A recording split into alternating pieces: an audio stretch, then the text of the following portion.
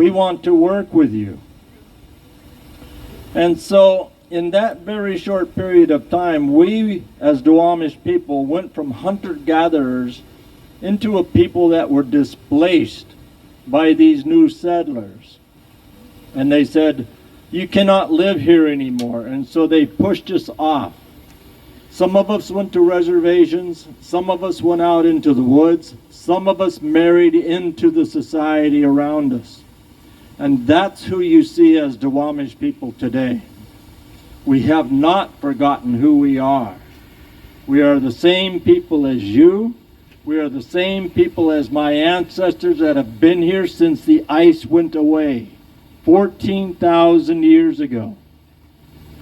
And so when my grandfather stood on the shores of Alki and he said, La leo desiyaya, it means come ashore, my friends. La leo adisha padatea loktawabs. Come ashore onto this ancient land of the Duwamish people. Guyi desiyaya adisha pad. You are welcome here on this land. So that's when our world turned upside down. But we are surviving today. We are surviving in a good way, at the goodwill of the people in Seattle, who have decided of their own accord to give us their nickels and give the tribe their dimes through this thing called real rent. And that helps us, a non-federally recognized tribe, sustain ourselves.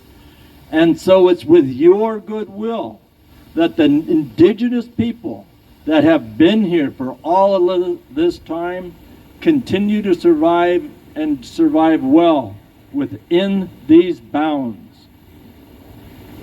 So I would also like to tell you a story about the trees.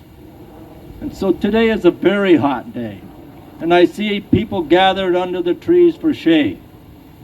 But we as the Duwamish people know that when our ancestors would pass, we would take them to these places in the woods. Kayo Ali. Kayo is corpse, Ali is place. Today's vernacular, a cemetery.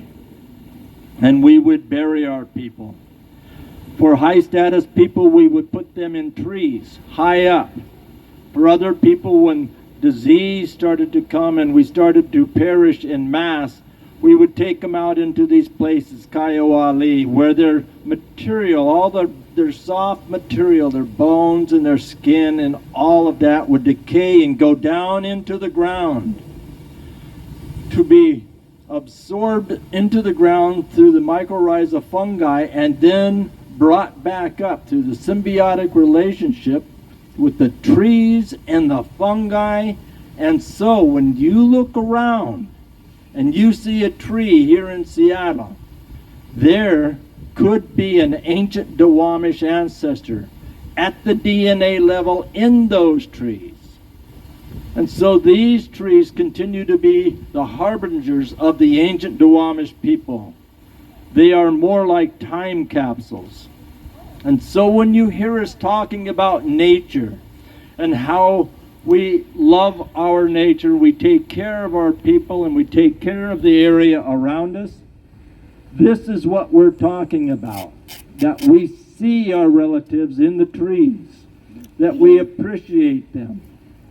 And so, when our ancestors would pass and they would come back up in the trees and the roots of the grass and the roots and the berries, we today sit around tables and we say things like Asquadida Chud Shaksiab. I am grateful to you, Creator. Twaldugwiwiutsu, for all of your children. For Kaya Yafsapa, for grandma and grandpa. Olabad of Kaya Yafsapa. Ati atlid ati table atlahil. Tibo atlahil. That we see you, grandmother and grandfather, that's in the food that we are consuming today. And this is our relationship with place. And so this is who we are, and it is my honor to stand before you here today and repeat the words of my grandfather when he said, "Come ashore, my friends. Come ashore onto this ancient land of the Duwamish." That you should know that a Duwamish elder was standing before you, his great-great-great-great-grandson of Chief Seattle, and he said, "Welcome to Seattle. You are invited here." In our words, it would be Gwigwi Hidak Desiaya Adisha Pada Tealokdawams. Gwi means invite. Gwi means I'm inviting more. When I put doc on the end, it means the whole world is invited here. And we say this 3 times so that you will know the truth of it. Gwigwi Hidak. Gwigwi Hidak. Gwigwi Hidak. Thank you.